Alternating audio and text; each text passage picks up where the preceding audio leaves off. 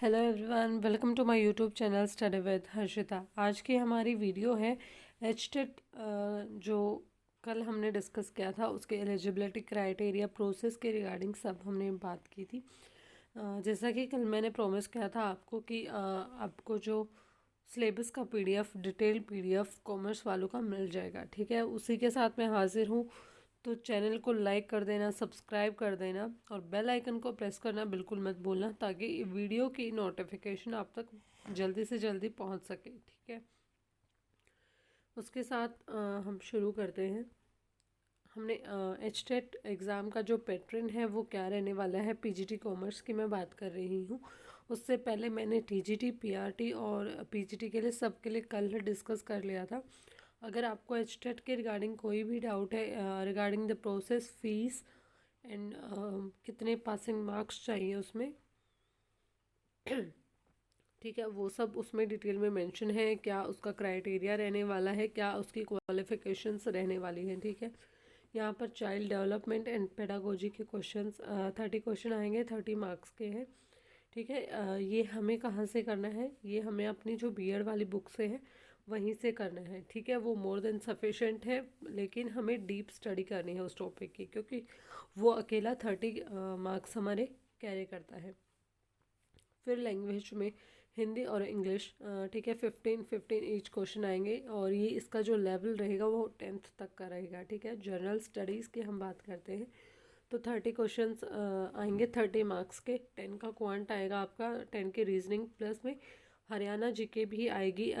हरियाणा है, Haryana teacher eligibility test है तो हरियाणा जीके मस्ट है। 10 मार्क्स की वो भी आएगी। सब्जेक्ट स्पेसिफिक एज ऑप्टेड, जिसके पास जो सब्जेक्ट है उसके रिगार्डिंग 60 मार्क्स के क्वेश्चन आएंगे। जैसे कि हम कॉमर्स का सिलेबस डिस्कस कर रहे हैं तो 60 मार्क्स के जो कॉमर्स पेपर से आएगा। ठीक है, पासिंग मार्क्स मैं फिर से बता दे रही हूँ आपको, 150 में से आपको 60% आपको पासिंग मार्क्स चाहिए हैं, मीन्स 90 मार्क्स आपको चाहिए हैं पास करने के लिए। HTET detail syllabus for commerce, ठीक है, कॉमर्स वाले बच्चों के लिए डिटेल सिलेबस है। वैसे कहीं पर मेंशन नहीं है, लेकिन मैं आपके लिए फिर भी कहीं ना कहीं से प्रोवाइड कर रही हूँ। ठीक है, बहुत सारे जो कोचिंग सेंटर से मैंने वहाँ से कलेक्ट किया है। ये थोड़ा मुश्किल हुआ है लेकिन मैं आपके लिए ले आई हूँ। ठीक है, इंट्रोडक्शन टू बिजनेसेस, ठीक है, बिजनेस का जो इंट्रोडक्शन, उसका concept, features, objective type of business, कैसा सोल प्रोप्राइटरशिप जो होता है, या फिर हम बोल सकते हैं पार्टनरशिप फर्म जो होती है, और हिंदू डिवाइडेड फैमिली। तो हमें उसको बताना है कि इसमें क्या टाइप्स हैं। ठीक है, प्राइवेट है, पब्लिक है, उसमें हमें ये सब चीज़ें डिस्क्राइब करनी है। नॉन प्रॉफिट ऑर्गेनाइजेशन है, प्रॉफिट ऑर्गेनाइजेशन है, ठीक है, कॉरपोरेटिव सोसाइटी है, जॉइंट स्टॉक कंपनी है, वो सब आपको इसमें स्टडी करना है। ओके, ठीक है। इंटरनेशनल बिजनेस, इंटरनेशनल बिजनेस वैसे आपके कहीं सिलेबस में इतना ज़्यादा वास्ट नहीं है। अगर हम बात करें तो 11th और 12th की, ठीक है, उसमें बहुत ही मिनिमम जो माइनर सा टॉपिक दिया हुआ है इंटरनेशनल बिजनेस का, लेकिन आपको वहाँ से नहीं करना है। ठीक है, आप जो आपकी ग्रेजुएशन की बुक्स हैं वहाँ से इसको उठा सकते हैं। अगर आपको वहाँ भी नहीं मिल रहा है तो आप जो नेट से ये चीज़ें कवर कर सकते हैं। यूजीसी जो नेट के लिए प्रिपेयर करते हो तो वहाँ पर इसका सिलेबस मेंशन है। ठीक है, आप वहाँ से भी ले सकते हो टॉपिक्स।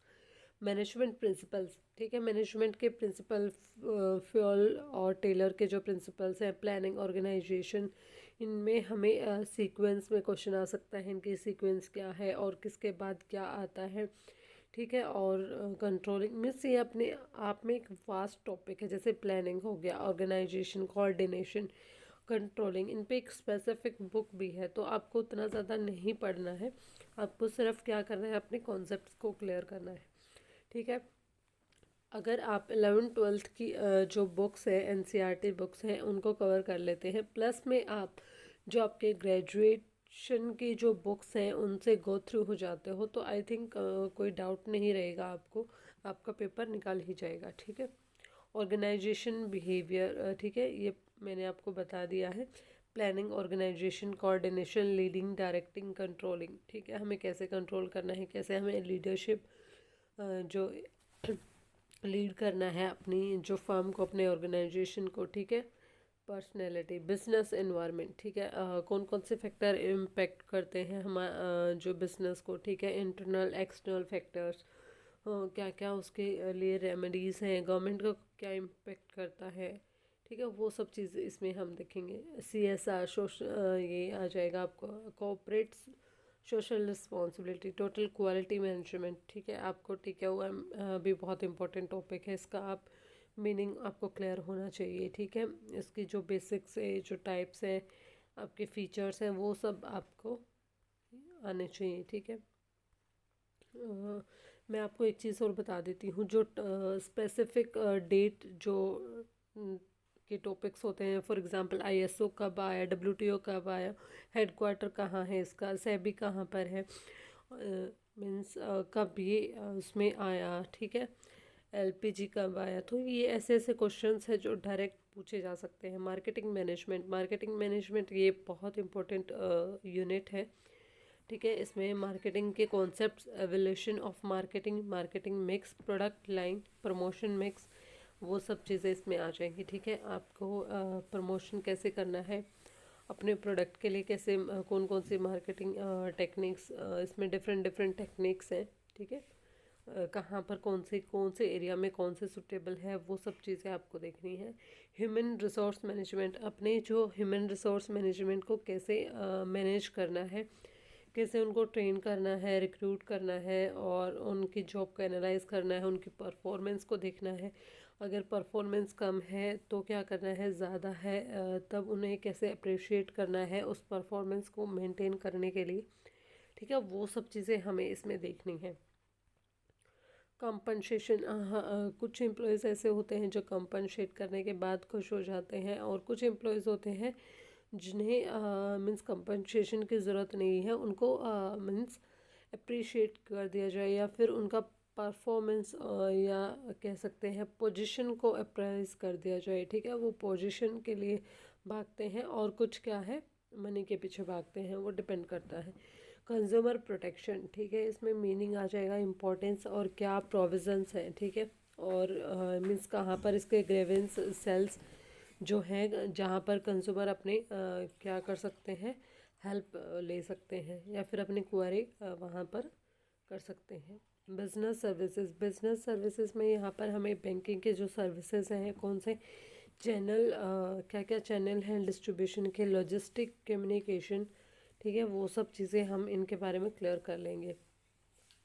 स्टैटिक्स एंड इकोनॉमिक्स की अगर बात हो तो वो सिर्फ हमें 11th और 12th का ही कवर करना है, क्योंकि ये हमारे मीन्स बीकॉम में नहीं आती है, इकोनॉमिक्स आती है, स्टैटिक्स मीन्स इतना नहीं आता है, लेकिन फिर भी बेस वही रहेगा 11th-12th वाला, तो वो मोर देन सफिशेंट है 11th-12th का आपके पास।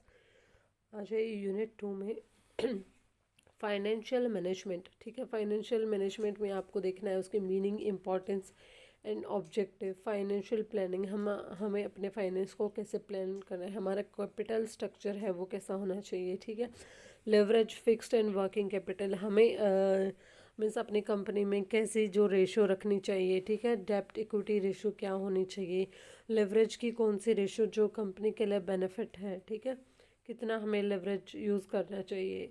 ठीक है, ये सब चीज़ें उसमें चेक करना है हमें।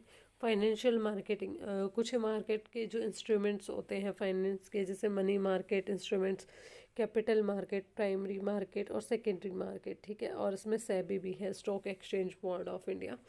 ठीक है, ये कब आया, कब एग्जिस्टेंस में आया, और कब से काम शुरू किया, किस किस के लिए काम करता है, ये सब चीज़ें।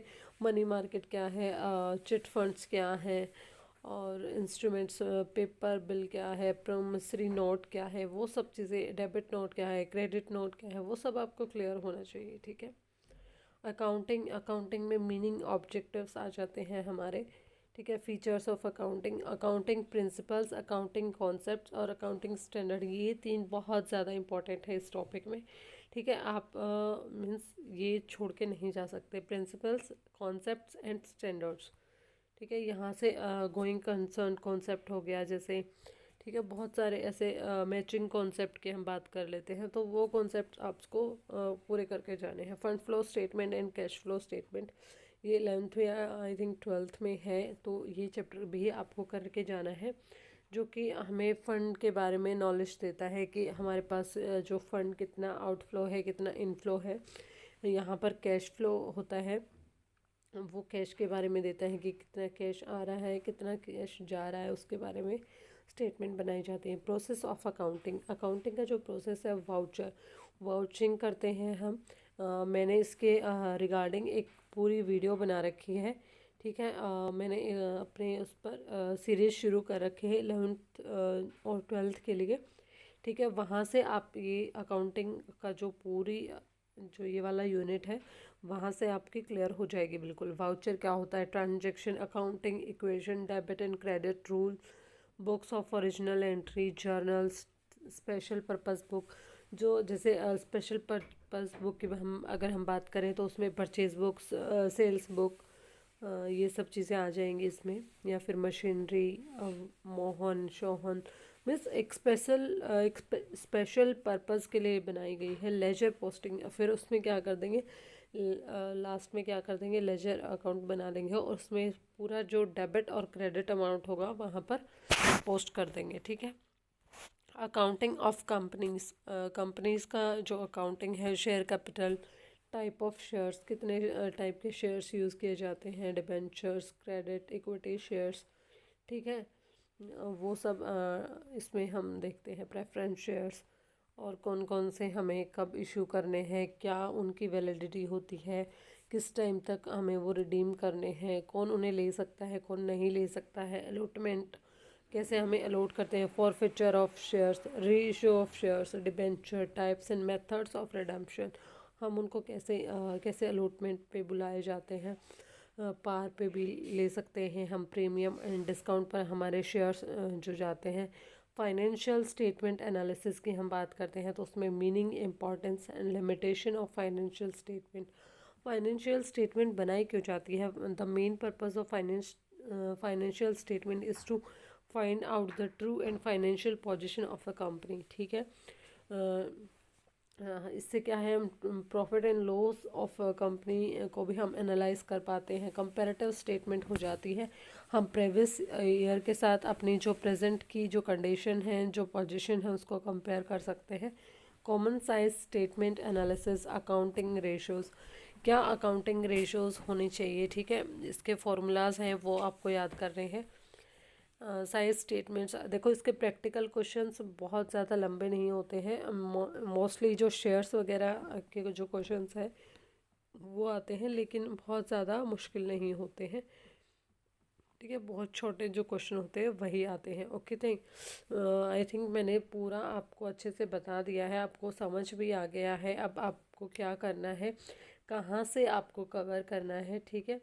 पहले हमारे माइंड में ये रहता है कि हाँ कैसे करें, सिलेबस क्या है, और हमें डिटेल सिलेबस मिल जाए उसके बाद हम शुरू करें। तो आपको सिलेबस मिल गया है तो आई थिंक आप अपनी तैयारी शुरू कर सकते हैं। गाइस, मैं इतना ही आपके साथ शेयर करने आई थी।